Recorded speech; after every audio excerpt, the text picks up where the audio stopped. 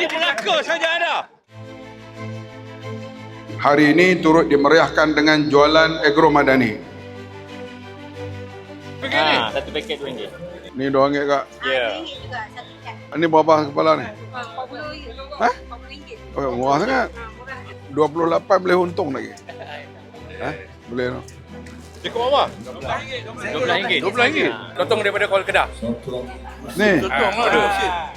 Lain semua dah habis tu. Serang habis, ikan habis. Ada lagi. Melaka dah. Alhamdulillah saya lihat tadi harga-harganya masih berada di peringkat sederhana.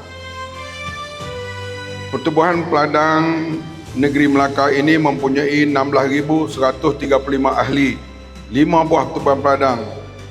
Inilah kekuatan komuniti akar umbi yang ingin kita lonjakkan. Kerajaan Persekutuan amat prihatin terhadap pembangunan sosial dan ekonomi dan komitmen ini diterjemahkan dalam bentuk bantuan yang jelas. Oleh itu, sukacita pada hari ini saya akan serahkan peruntukan pembangunan bagi tahun 2026 untuk jabatan dan agensi di bawah Kementerian Pertanian dan Keterjaminan Makanan. Selain daripada inisiatif dan suntikan dana untuk pembangunan pertanian negeri Melaka, Kementerian juga sentiasa memikirkan kebajikan seluruh Malaysia dalam menangani dan mendepani kos sara hidup.